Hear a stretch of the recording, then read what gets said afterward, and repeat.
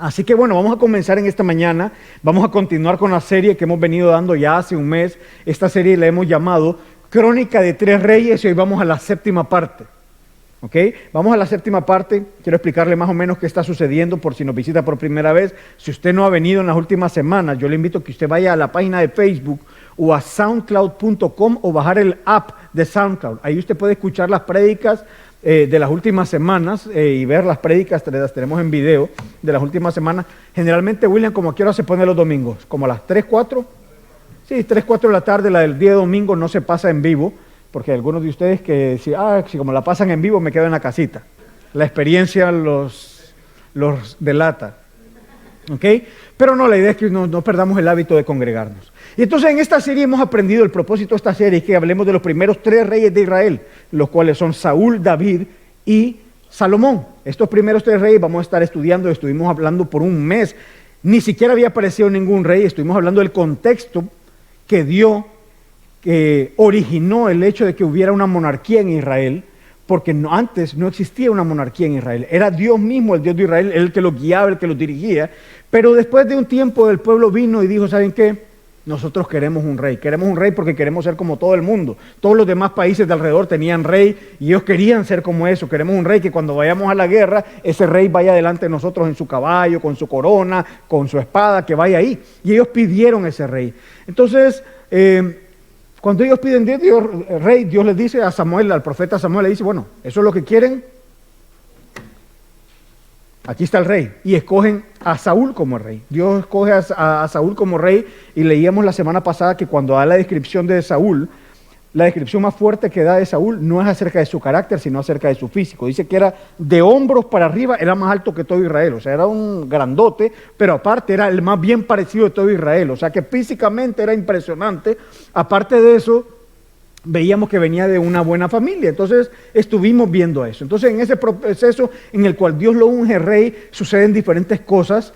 Una de esas cosas que sucede es que Saúl no era, acuérdense que no había habido rey, o sea que no había forma de haberse preparado para esto. Saúl lo que era un agricultor, un ganadero, esa era su función, eso es lo que tenía. Es más, la primera vez que Saúl aparece en la Biblia, lo vemos que el papá le da una misión. ¿Cuál era la misión? Cuidar unas burras que se habían perdido. ¿Sabes qué? Vaya y busque unas burras que se nos perdieron. ¿Ok? Entonces vemos a Saúl así. Entonces, en este proceso que Dios lo escoge, Dios cambia el corazón de Saúl. Porque veíamos que cuando Dios te llama a hacer algo en tu vida, Dios te capacita para hacer algo. Dios no es que te llama porque tú eres capacitado y dice, uy, qué impresionante, Joaquín, como es tan habilidoso, como es tan capaz, entonces lo voy a llamar. No, Dios generalmente hace algo diferente. Agarra el que no puede, el que no sabe, el que no tiene cómo, y lo capacita para hacer eso que Dios lo llama a hacer. Así que es una cosa impresionante. ¿Okay? El Espíritu, dice la palabra, vino sobre él con poder y sucede todo eso. Ahora, llega el momento, eso fue en privado. El momento en que lo hacen públicamente delante de todo Israel, viene y Samuel hace la actividad y dicen, bueno, y el escogido es Saúl. Y están buscando a Saúl y Saúl está escondido detrás del equipaje. O sea, este es el futuro rey de Israel. Y el día de su coronación se esconde.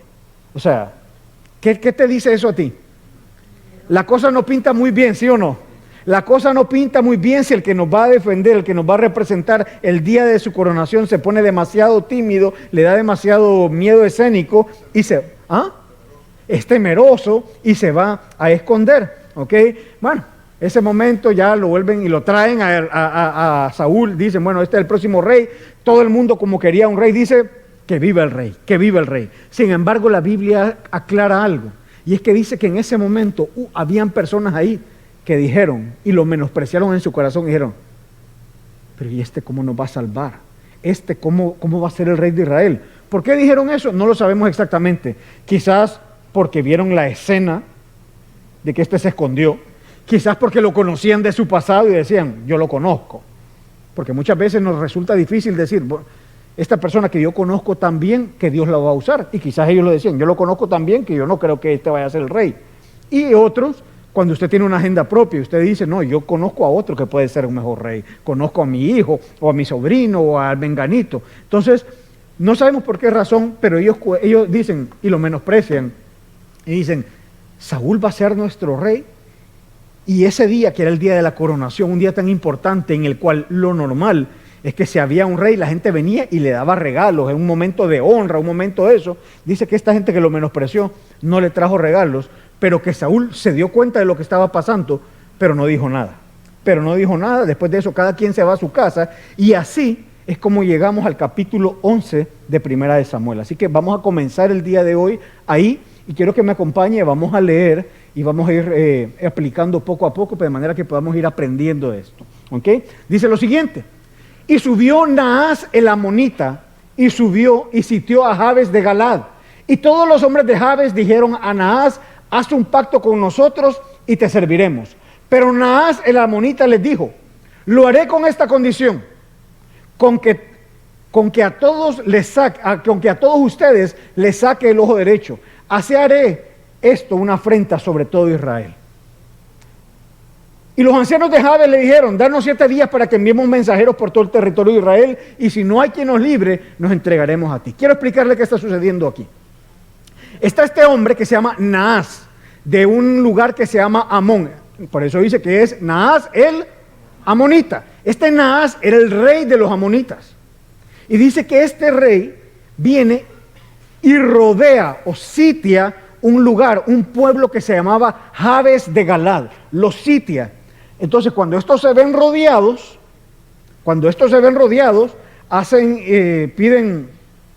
piden paz, y le dicen: ¿sabes qué? O sea, no nos destruyas, no nos mates, hagamos algo.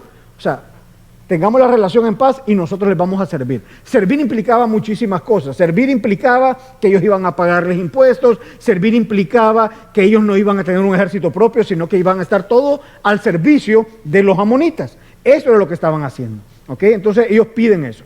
Ahora, usted tiene que entender algo, que quizás no lo dice aquí, pero si usted lee los últimos del capítulo 19 al 21 del libro de Jueces, obviamente no es para que lo lea acá, se va a dar cuenta que este pueblo era un pueblo muy débil. No siempre fue así, sino que era un pueblo muy débil y que estaba en reconstrucción. Era un pueblo que estaba en reconstrucción porque sucedieron una serie de situaciones. Cuando usted las lee, es un escándalo lo que sucedió en Jabes de Galad, es una locura, es una cosa impresionante. Y este pueblo estaba comenzando literalmente de la nada. Literalmente de la nada. Hubo un asesinato masivo y quedaron solamente 400 mujeres vírgenes.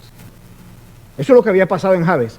Y habían como comenzado a traer personas para que ese pueblo, para que no desapareciera, y empezaron como a levantar y a levantar y a levantar el pueblo. Aparte, quiero decirles que los que hicieron esa matazón no fueron los amonitas ni ningún enemigo, fueron los mismos israelitas.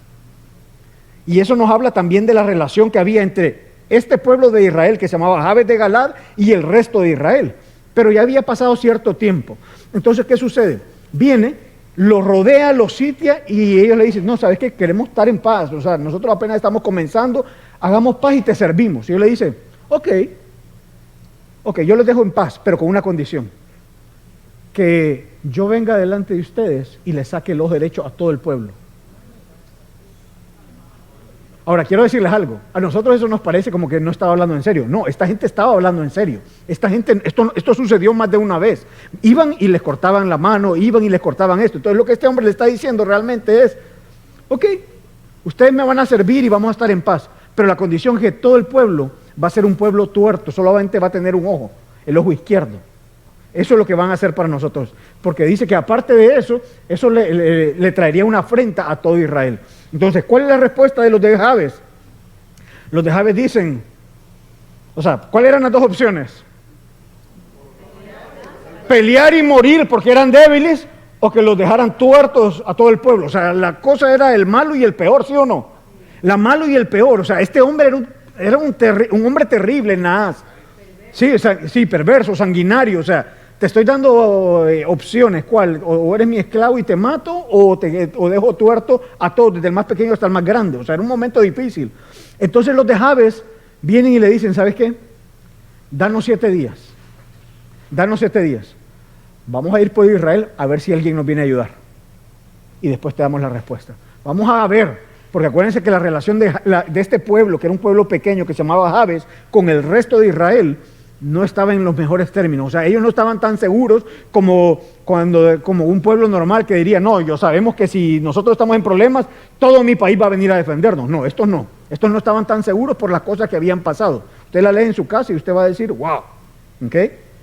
Ahora, vamos a ver qué pasa, porque lo que sabemos ahora es que están en problemas, necesitan ayuda, porque o si no todo el pueblo va a quedar ¿cómo? Va a quedar tuerto o lo van a matar definitivamente. Entonces, vamos a mandar, el anterior, enviemos mensajeros por todo el territorio de Israel, y si no hay quien nos libre, nos entregaremos a ti. Versículo 4. Entonces los mensajeros fueron a Gibea de Saúl, fueron al lugar donde Saúl vivía. ¿Y quién es Saúl? El rey del que hablábamos la semana pasada. ¿Ok? Ya fue consagrado rey, ya fue anunciado públicamente, Dios lo escogió y todo eso. Y dice que llegaron a Gibea de Saúl y hablaron estas palabras a oídos del pueblo, y todo el pueblo alzó la voz y lloró. Entonces llegan donde vivía Saúl, y el pueblo al escuchar esto, hey, te están diciendo que, yo no sé si a usted le ha pasado, quizá usted ama a una persona, pero tienes un problema con esa persona. ¿Pasa sí o no? Tenemos problemas con las personas que amamos, es lo normal. Sí, es más, la mayoría de los problemas que tenemos, los tenemos con personas que amamos, porque usted no se pelea con gente que no le importa, se pelea con gente que sí le importa.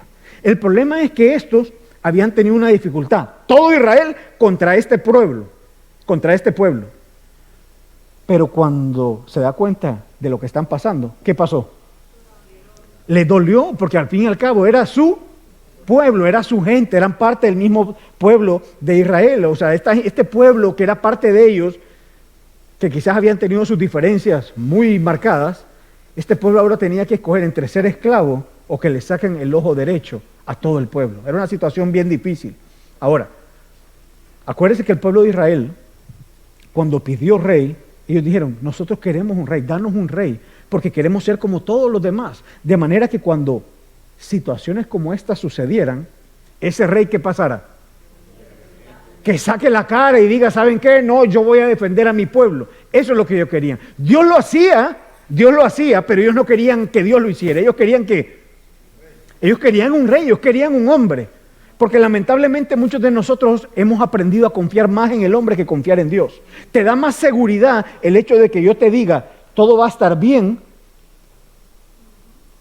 Si yo vengo y te digo, ¿sabes qué? Denise, todo va a estar bien, tranquila. Ay, me siento más tranquilo. Si tú vas a la palabra, Dios te dice, no temas porque yo estoy contigo. Pero nos encanta más que ¿qué? Que sea un hombre, que sea una persona la que lo diga. Pues al pueblo le había pasado eso. El pueblo sabían que Dios había sido fiel, sabían que Dios los había protegido, pero ellos querían un rey. Y para eso había sido escogido Saúl. Para eso había sido escogido Saúl. Y ahora se tenía que ver, ¿sí o no? O sea, que para eso te llamaron, para eso te contrataron, para eso fue escogido. ¿Ok? Vamos a ver qué dicen los siguientes versículos. 5 y 6.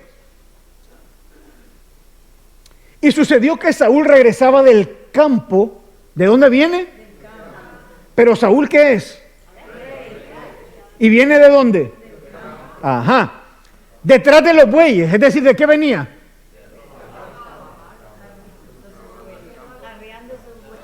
Ajá. Y sucedió que Saúl regresaba del campo detrás de los bueyes y dijo, ¿qué pasa con el pueblo que está llorando? O sea, cuando él llega se da cuenta que hay una tristeza, que hay una alarma en el pueblo.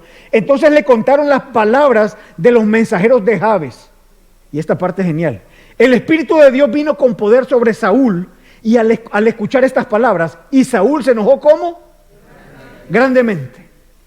Ahora, la semana pasada nosotros vimos que Saúl fue escogido como ¿qué?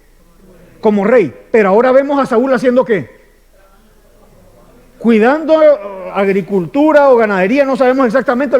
La siguiente escena donde lo vemos es con los bueyes, detrás de los bueyes. Ahí va. Eso es lo que estamos viendo. O sea que este hombre, cuando dijeron, cada quien para su casa, en lugar de irse a ocupar de Israel, ¿qué puede hacer? A volver a su vida. Él volvió a su vida, ya las burras habían aparecido. Dijo, vamos a hacer lo que tenemos que hacer, lo que siempre hemos hecho. Volvió a lo suyo, era un ganadero, un agricultor, no lo sabemos exactamente.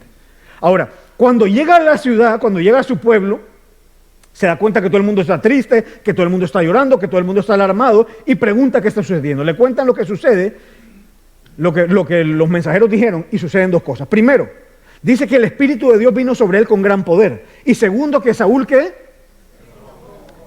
¿Se enojó cómo? ¿Ok? Y alguno me puede decir, Quique, pero que hay una contradicción. Aquí tiene que haber una contradicción. Porque por una parte me estás diciendo que el Espíritu vino sobre él, pero por otra que él se enojó.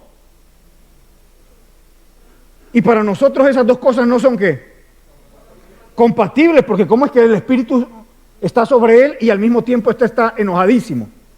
¿Acaso no es que Dios quiere que seamos mansos, tirándole a mensos? Porque ese es el pensamiento de muchos, como que lo que Dios quiere para nosotros es como que la mansedumbre, porque pareciera, póngame atención, porque pareciera que hay una contradicción entre que el Espíritu venga y que éste se enoje, porque eso, que él se enoje grandemente, no parece que esto es muy no es muy espiritual. Parece que este hombre esté enojado, no parece muy espiritual, esto parece una contradicción, y eso es que usted no ha visto nada aún. ¿Sabe lo que sucede? Y póngame atención con esto. Es que el enojo que Saúl tenía no era el fruto del carácter humano de Saúl. No era Saúl enojado. Este no era Saúl enojado. Era un enojo, un gran enojo. O sea, aquí muchas veces nosotros nos saltamos palabras, pero aquí dice que se enojó grandemente. Estaba bravo. O sea, muy bravo. Usted va a ver qué tan bravo estaba en un momento. Era un enojo que venía de ver qué, de haber escuchado que una injusticia, un maltrato, un abuso, una amenaza que se le estaba haciendo al pueblo de Jabes, que era ahora Jabes también incluía parte de su reinado, incluía parte de su reinado. El problema es que muchos de nosotros pensamos que ser espirituales es no enojarse, que ser espirituales es, volvemos al mismo punto, a veces ni siquiera es ser manso, sino que es ser menso, y que eso es ser espirituales, y lo hemos proyectado así porque viene hasta con una actitud de sí, y pensamos que eso es ser espiritual necesariamente, y no es así. El problema es que, póngame eso es lo que le voy a decir, el problema es que nos enojamos por lo que no debemos, y por lo que debemos enojarnos nos hacemos los locos. Ese es el problema, que nos ofende cuando alguien hace o nos dice algo que yo siento que no merezco, es que me vio mal, estoy enojadísimo porque anda diciendo un chisme de mí. Pero cuando ves injusticias todos los días, ves abuso y ves situación alrededor tuyo, ahí ¿qué nos hacemos? Los locos. Nos hacemos los locos, lo ignoramos, eso no me importa, eso a mí no, yo no tengo nada que ver con eso. Por eso es que vemos una contradicción aquí. No, eso no es así.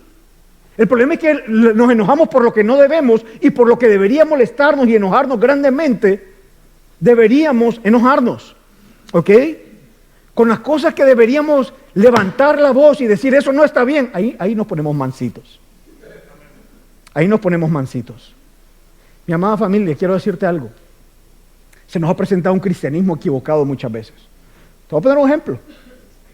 Jesús llega al templo judío. Usted tiene que entender. Algunos dicen, esto no es un templo, esto es una caja, esto es una bodega. Aquí nos reunimos como iglesia. Iglesia no es este local, iglesia somos nosotros. Si nos reunimos en el parqueo, ¿dónde está la iglesia?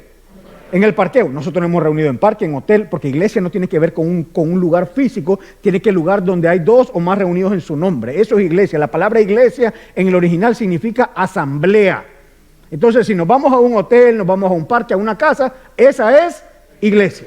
Entonces, ¿qué sucede? Jesús va al templo judío, que era el templo, Jesús era judío. Pero cuando Jesús va al templo, se da cuenta que habían hecho de todo el templo un business.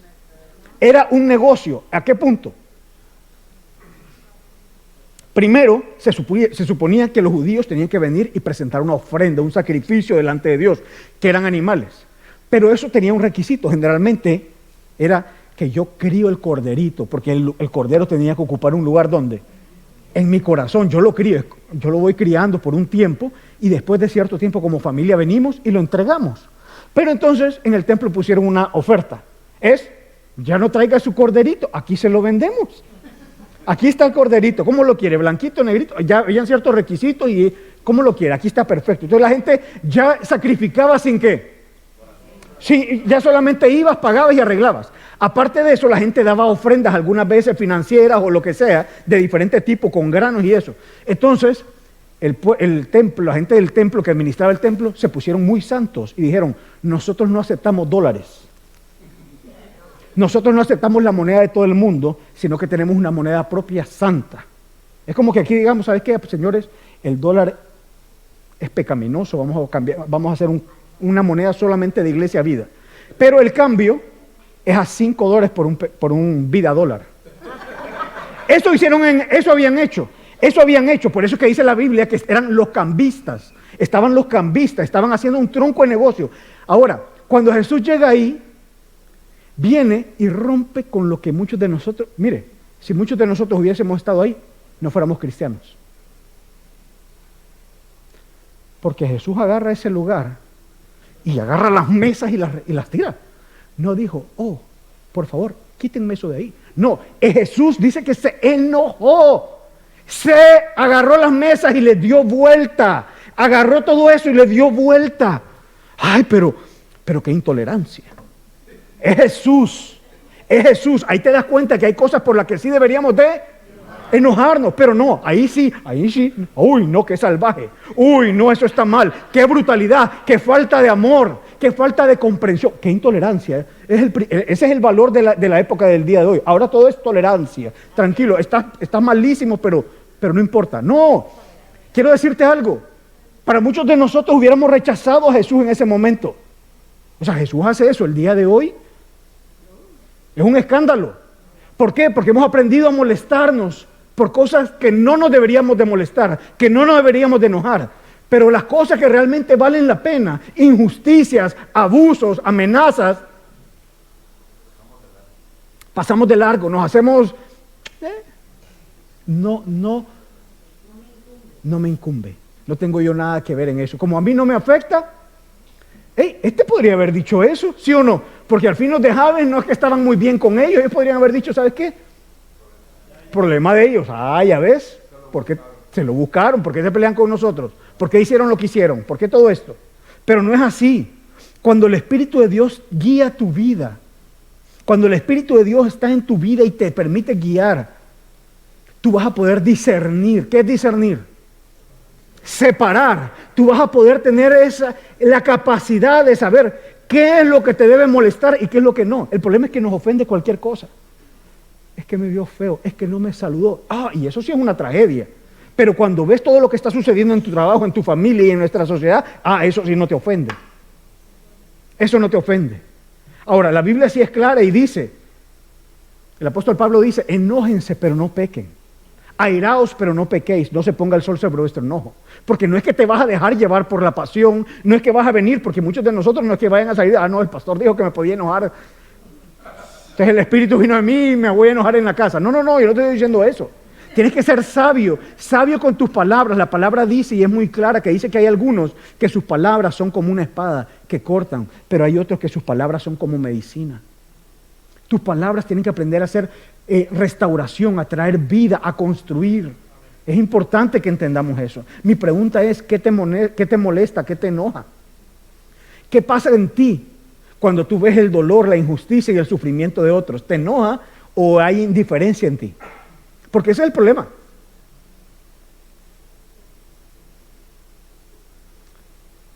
Porque yo creo que igual es de culpable el que lo hace que el indiferente, ¿o no?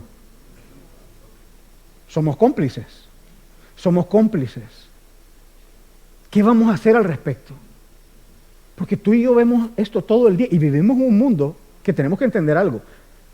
No vivimos en un mundo ideal, vivimos en un mundo de dolor, vivimos en un mundo de abusos, de injusticias, pero nosotros decidimos no quedarnos callados muchas veces.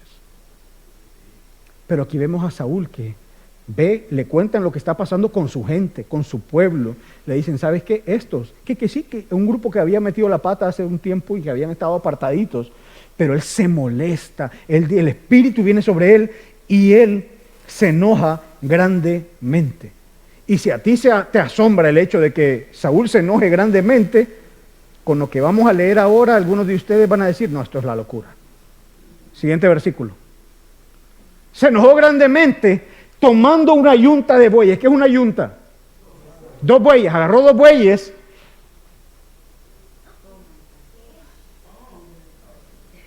Los cortó en pedazos y los mandó por todo el territorio de Israel por medio de mensajeros diciendo: así se hará a los bueyes del que no salga en pos de Saúl y en pos de Samuel. Entonces, obviamente por las buenas, entonces el terror del Señor cayó sobre el pueblo y salieron como un solo hombre, como un hombre. Entonces, Saúl llega, va con los bueyes, le dicen: esto es lo que está pasando, el Espíritu viene sobre él. Usted tiene que entender algo, esto es una época antes de Cristo, el Espíritu no moraba en ellos, sino que el Espíritu venía a ellos. Y el Espíritu viene a él, se enoja grandemente y hace algo que aquí, o sea, si usted se escandalizó con que se enojó, ya con esto ya es, llamen a PETA y llamen a todas las organizaciones de animales, porque este hombre cuando se enoja mata animales. Y viene, agarra, parte los animales, los corta en pedacitos y los manda por todo el territorio de Israel con un mensaje: el que no me siga a la guerra, el que no vaya conmigo y con Samuel, así le voy a hacer a los bueyes de él. Entonces el pueblo por las buenas dice: así sí, así cualquiera, ¿sí o no? Como uno solo, así cualquiera, o sea, fácil. Ahora, fíjese lo que dice ahí: entonces el terror del Señor cayó sobre él. ¿La gente le tenía miedo a Saúl? Fue el Señor. Dios estaba moviendo los corazones del pueblo detrás de todo esto. La semana pasada vimos en una parte cuando Saúl es consagrado como rey, dice que algunos hombres a los cuales Dios inspiró empezaron a seguirlo, porque en algún momento cuando estaban en la coronación ellos dijeron: ¿sabes qué? Yo siento de Dios seguir a Saúl y protegerlo y pelear con él y yo ser de sus soldados. Esos fueron inspirados. Estos no. Estos lo siguen ¿por qué? Por miedo, porque el Señor lo puso. Otra cosa, que es algo que no podemos pasar de alto, y es que este es el mismo Saúl que el día de la coronación que hizo. Este es el mismo Saúl que el día que lo iban a coronar se metió detrás de las maletas, se metió detrás de las valijas. O sea que este hombre es totalmente ¿qué? Este es otro totalmente distinto. Es el mismo pero es distinto. Es el mismo Saúl pero es distinto. Vimos que era un hombre tímido, vimos que era un hombre acomplejado. Sin embargo, aquí vemos un líder, vemos un hombre influyente, vemos un hombre valiente, porque Dios dice la palabra que le había cambiado ¿qué? Dios le había cambiado el corazón. Este era otro hombre, el Espíritu había venido sobre él. Póngame atención a lo que le voy a decir. Si usted ha creído en Jesús como el Señor y Salvador de su vida, y usted le ha entregado su vida a Jesús, usted cree que Jesús es su Señor, su Salvador,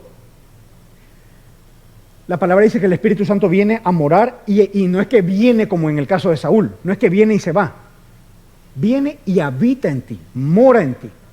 Ahora, en cada decisión, en cada momento, siendo que Él mora en ti, tú tienes una oportunidad. ¿Qué oportunidad? La oportunidad de dejarte guiar por tu carne.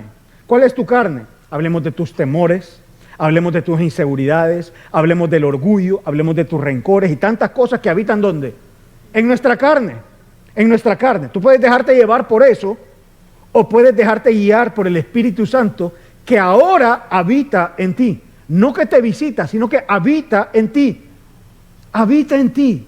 Y la palabra dice que cuando nos dejamos guiar por el Espíritu, viene el fruto del Espíritu: amor, gozo, paz, paciencia, bondad, benignidad, fe, templanza. La palabra también dice que no nos ha sido dado espíritu de temor, sino de poder, de amor y de dominio propio. O sea que hay valentía, hay tantas cosas. Entonces quiero decirte algo. En cada circunstancia que tú enfrentas, tú puedes reaccionar de dos maneras: conforme a tu hombre espiritual o conforme a tu hombre ¿qué? Carnal. La pregunta es: ¿cómo estoy reaccionando yo? ¿Qué es lo que reacciona en mí? ¿Qué soy más propenso a que reaccione? Yo creo que somos más propensos a que reaccione aquella área que más estamos alimentando. Porque si tú te estás alimentando espiritualmente y estás en una conexión con Dios, en tu comunión con Dios constantemente, lo más probable es que a la hora de la circunstancia, a la hora de tomar una decisión, tú tomes tus decisiones basadas en tu hombre espiritual. Pero si tú lo que alimentas es tu hombre carnal, tú alimentas tus temores, tú alimentas tus rencores, tú alimentas tu orgullo, tú alimentas todo esto, a la hora de tomar la decisión, eso es lo que va a salir. La palabra enseña que de la abundancia del corazón habla la boca. ¿Ok? Versículo del 8 al 10. Y Saúl los contó en Besec y los israelitas eran 300,000 y los hombres de Judá 30,000. Es decir, que el ejército eran 330,000, o sea, mucha gente. Y dijeron a los mensajeros que habían venido, a los que le habían venido a pedir ayuda: así dirán a los hombres de Jabes de Galad: mañana cuando caliente el sol, serán librados. Entonces los mensajeros fueron y lo anunciaron a los hombres de Jabes, y estos ¿qué? Se regocijaron. Entonces el ejército es ahora de 330,000 los que venían, y le mandan a mensaje de vuelta a los de Jabes y le dicen: tranquilos que vamos para allá. Y ellos se regocijaron. Una pregunta: estos se alegraron, pero ¿ya habían sido librados? ¿Por qué se regocijaron? Porque no es lo mismo pelear una batalla solo que saber que un ejército viene contigo, ¿sí o no? Ahí hay algo importante, y creo que tiene que ver con el compañerismo. Tiene que ver con el saber que no estás viviendo nuestras batallas en soledad. Ah, no, pero es que yo solo necesito a Dios. Sí y no. Sí necesitas de Dios, pero si necesitas de Dios, Dios ha establecido que mejores son dos que uno. Ay del solo, dice la palabra, porque cuando cayere no habrá segundo que lo levante. Mirad cuán bueno y delicioso es habitar los hermanos juntos en armonía, porque ahí termina el Salmo, porque ahí envía el Señor bendición y vida eterna. Yo quiero motivarlo a usted, si usted no asiste a un grupo. Nosotros tenemos grupos en las casas durante los días miércoles durante la semana. Usted ahí conoce personas. Usted ahí aprende la palabra. Ahí se ora unos por otros. Y yo les he dicho otras veces, una de las ventajas de esto, de tener más gente alrededor en su vida, es que las cargas entre varias personas se hacen más livianas. Y las alegrías, cuanto más personas se hacen, se multiplica, se hace una fiesta.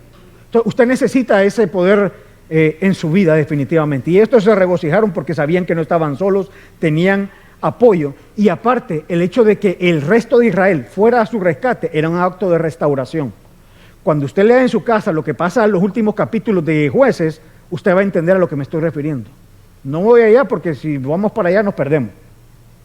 Pero en su casa usted va y lea los últimos 3 capítulos del libro de Jueces y usted va a entender que esto era un acto de restauración que estaba sucediendo. Entonces, le dicen: vamos por allá y vamos a ver qué sucede. Versículo 10 y 11. Entonces los hombres de Jabes dijeron a Naas, ya, ¿cuántos días habían pedido? 7. Habían dado 7 días, habían pedido 7 días para dar una respuesta. Entonces le mandan el mensaje a Naas y le dicen: mañana saldremos a ustedes y podrán hacernos lo que les parezca bien. Es decir, mañana vamos a darle y que pase lo que tenga que pasar. A la mañana siguiente, a la vigilia de la mañana, entre 2 y 6 de la mañana, Saúl dispuso al pueblo. Una pregunta: ¿qué es Saúl? El rey. ¿Pero a qué se dedicaba Saúl? A pastorear o agricultura. Interesante, porque ahora dice que Saúl dispuso al pueblo en 3 compañías y entraron en medio del campamento e hirieron a los amonitas hasta que calentó el día. Es decir, desde las 6 de la mañana hasta a mediodía aproximadamente. E hirieron a los amonitas hasta que calentó el día, los que fueron dispersados, no quedando 2 de ellos juntos. Entonces, Saúl da la orden, reparte al ejército en 3, los ataca y dice que se dispersaron. ¿Salieron qué? De manera que no quedaron 2 juntos. No quedaron 2 juntos. Y ahora vemos a Saúl como dirigiendo un ejército. Dirigiendo un ejército. O sea, el que venía detrás de las bueyes ahora viene y está dirigiendo un ejército. Es un estratega militar. ¿Quién es este? O sea, ¿quién es este? Este es el mismo que se escondió detrás de las maletas. Este es el mismo que cuando Samuel le dijo: tú vas a hacer, dijo: ¿yo? Si mi tribu es la más pequeña, mi familia es la menos importante, ¿y yo por qué? Este es el mismo. Porque era un hombre con debilidades de carácter, seguramente, y las vamos a ver más adelante, con debilidades en su personalidad, con capacidades limitadas, como tú y como yo. Porque eso es una de las cosas que tenemos que entender. Tú y yo tenemos debilidades de carácter, ¿sí o no? De personalidad. Tenemos capacidades limitadas. Mire, usted puede ser muy capaz aquí. Usted puede ser una persona muy capaz y con muchos recursos, pero son limitados igual. Vas a llegar tarde o temprano a ese momento donde tú dices, hasta aquí.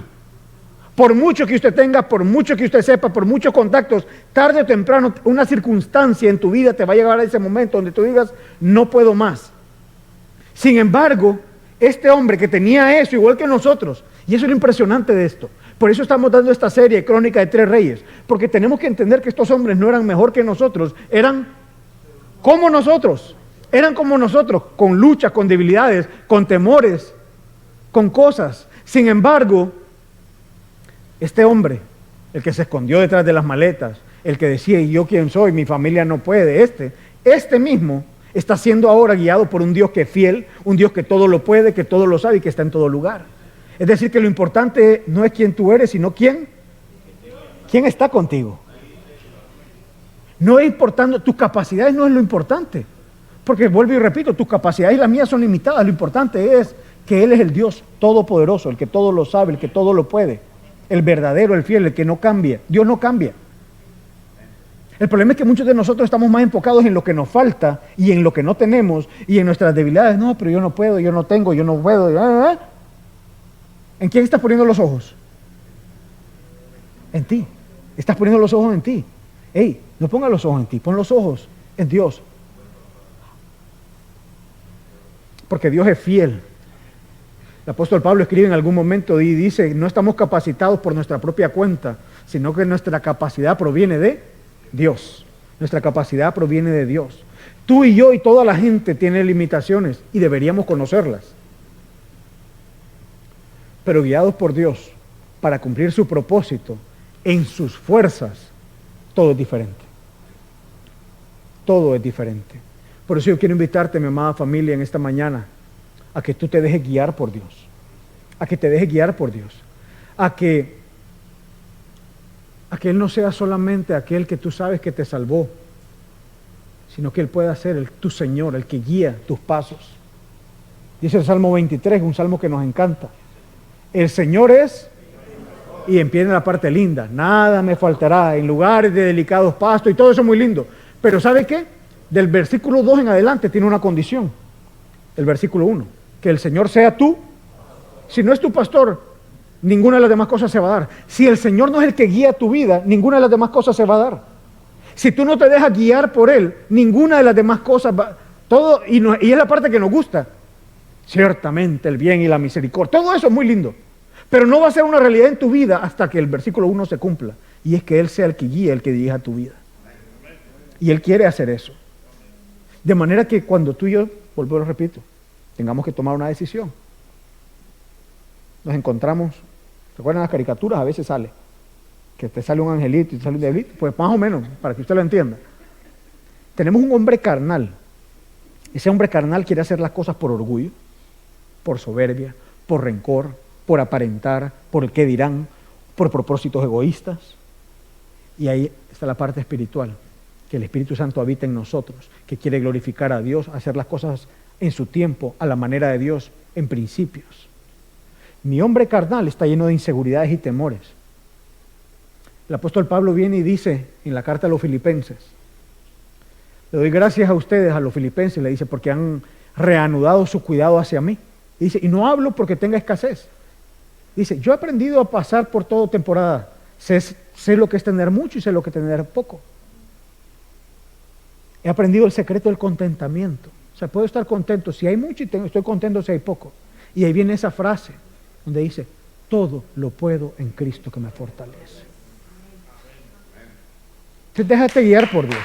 Déjate guiar por Dios. Versículos 12 y 13.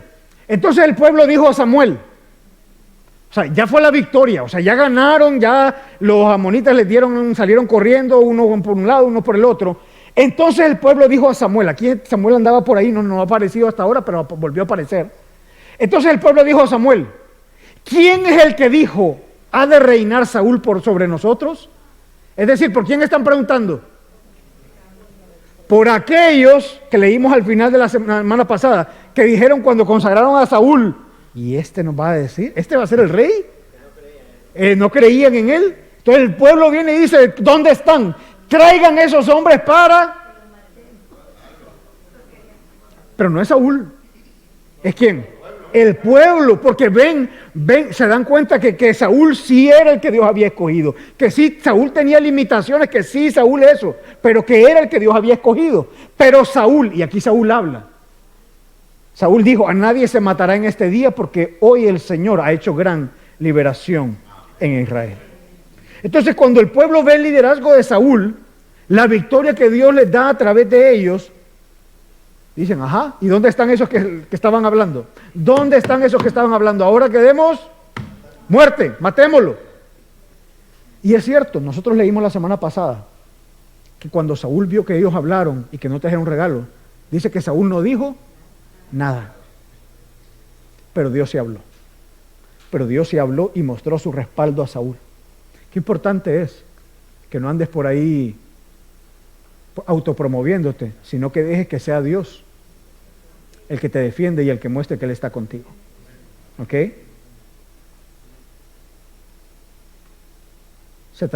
No se trataba de Saúl, se trataba de lo que Dios podía hacer a través de Saúl cuando él se dejaba guiar por Dios. Saúl no dijo nada aquel día en que lo cuestionaron, en que no le trajeron regalo, pero aquí se habló. Y creo que muestra quizás una de las mayores fortalezas que tiene un líder, y es que muestra que misericordia. Porque este hombre podría haber venido este día y haber dicho, ahora sí, no me trajeron, no creían que yo era, ahora les toca muerte. Y hubiese tenido en parte ¿qué? Razón, en parte razón, pero aquí muestra misericordia, porque ese día dijo, este día no va a morir nadie, porque Dios nos ha dado gran liberación. Continuamos leyendo y con esto terminamos.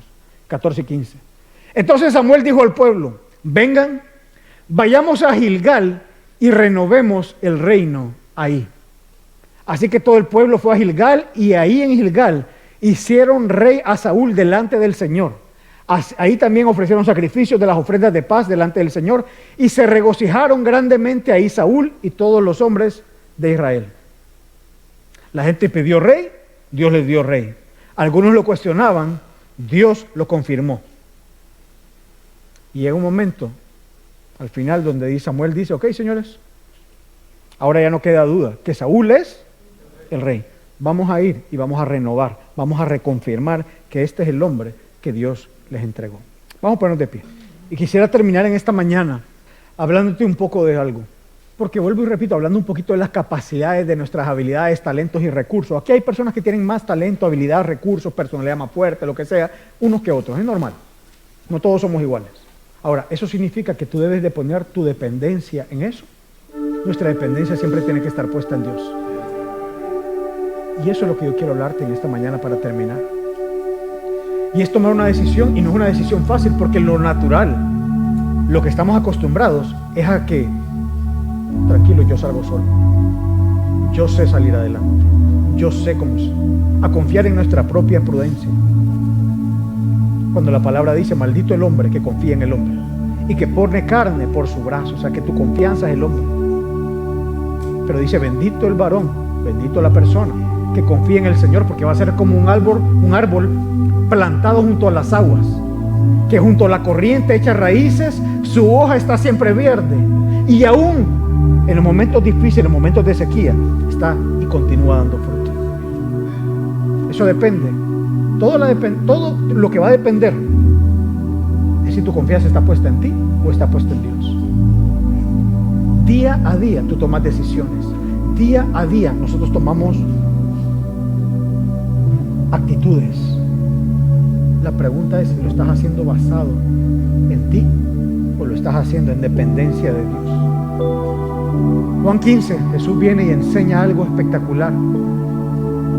Vosotros sois la vid, yo soy la vid, ustedes son los pámpanos. Pero de esa enseñanza de la vid que un día le hablaremos, hay una frase que salta a la luz que dice, porque separados de mí, nada podéis hacer. Y saben que esto no lo sabemos quizás hasta de memoria. La pregunta es si mañana, o si hoy en la tarde, o si hoy al salir de aquí, esta va a ser la realidad en nuestra vida. Porque es muy fácil sabérselo. Los versículos usted se los puede aprender, la historia, algunos de ustedes ya la habían leído, se la sabían. Y vemos cómo Saúl, mientras dependía de Dios, Dios lo hace cosas que él seguramente nunca imaginó.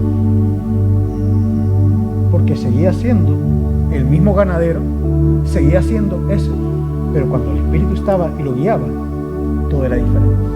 La pregunta es si tú y yo nos vamos a dejar guiar por Él. Aprender a enfrentar las situaciones de la vida con su sabiduría y en sus fuerzas. Porque aquí hay personas que el día de hoy están cansados de vivir lo que están viviendo. Dicen, yo no puedo más. Y te entiendo. Lo único que yo te puedo ofrecer y te puedo invitar es a que aprendas a vivir la vida y a enfrentar las circunstancias en la vida, no en tus fuerzas limitadas, sino en las ilimitadas de Dios. Y antes de terminar, yo quisiera hacer una invitación. Y es a las personas que quizás nunca antes le han entregado su corazón a Jesús. Quizás tú estás aquí por primera vez, o has venido en las últimas semanas, o quizás tienes meses, o quizás hasta años viniendo, pero nunca has tomado una decisión. Nunca has dado un paso en tu vida que no tiene que ver con una iglesia ni con una religión. Tiene que ver con una relación con Dios. Con ese Dios de amor que tiene planes y propósitos con tu vida. Pero el plan más grande y propósito que Dios tiene con tu vida es tener una relación contigo. Ese es el plan más grande que Dios tiene contigo. Todo lo demás viene extra a eso. Pero el plan más grande que Dios tiene con tu vida es tener una relación contigo. El problema es que en esa relación que Dios quiere contigo hay un obstáculo que se llama pecado. Que todos, la Biblia dice que por cuanto todos pecaron, están separados de Dios. Y todos hemos pecado. Entonces Dios tiene plan con tu vida, que es relacionarse contigo, pero ¿se mete quién? El pecado. Pero dice la palabra, porque de tal manera amó Dios al mundo, que dio a su Hijo, a Jesús, para que todo aquel que crea en Él no se pierda, sino que tenga vida eterna. Porque Jesús viene y vive una vida perfecta que ni tú ni yo podemos vivir. Muere en la cruz y paga la deuda por nuestro pecado, y quita ese pecado como de que era un obstáculo, y lo quita de en medio. De manera que ahora, ¿qué hay entre Dios y nosotros? Nada. Podemos tener esa relación libremente a través de Jesús. A través de reconocer quién es Jesús. Es un regalo, es su misericordia, es su gracia. Y quizás tú estás aquí y nunca le has entregado tu corazón a Jesús. Y yo quisiera invitarlo que donde estás, cierres tus ojos, todos los que están acá. Y si tú estás aquí y nunca le has entregado tu corazón a Jesús, y en esta mañana por primera vez quieres hacerlo, yo quisiera orar por ti. Si tú nunca le has entregado tu corazón a Jesús, le has rendido tu vida, has puesto tu fe en Él y hoy quieres hacerlo, yo quisiera invitarte que donde estás simplemente levantes tu mano y me dejes orar por ti. Pregunto, ¿hay alguien hoy que nunca antes le ha entregado su corazón a Jesús y hoy quiere hacerlo por primera vez? Déjame orar por ti. Yo veo tu mano. ¿Hay alguien más? ¿Hay alguien más que no le ha entregado su corazón a Jesús y hoy quiere hacerlo? Pregunto. Si no hay nadie más, yo quisiera invitarlo a todos y a la persona que levantó su mano, que ahí donde está, puedan repetir después de mí esta oración y le podamos decir: Señor Jesús, en esta mañana te entrego mi corazón y te rindo mi vida.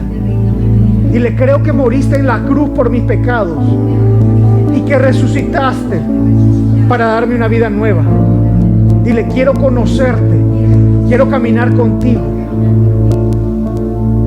Te doy gracias por tu amor. En el nombre de Jesús. Amén. Padre, yo vengo delante de ti, te presento la vida de cada uno de los que está en este lugar. Te pido que día a día, momento a momento, podamos caminar no en el sentimiento ni en la emoción, sino en la decisión que estamos tomando de vivir guiados por tu Espíritu, Señor. Que no confiemos en nuestras habilidades, recursos, carácter y personalidad, que son limitadas, que tarde o temprano fallan, Señor, sino que aprendamos a depender de ti, a confiar en ti, en tus tiempos y en tus maneras. Queremos descansar y caminar en ti, mi Rey. Queremos vivir para tu gloria, queremos alabarte, queremos vivir para ti, Señor. Gracias, mi Rey. Gracias, Señor, porque no estamos solos, porque tu Espíritu no es que viene y se va, sino que tu Espíritu habita y mora en nosotros. Gracias, Rey. Te pido tu gracia y tu favor, tu salud en la vida de tus hijos, Señor. En el nombre de Cristo Jesús. Amén.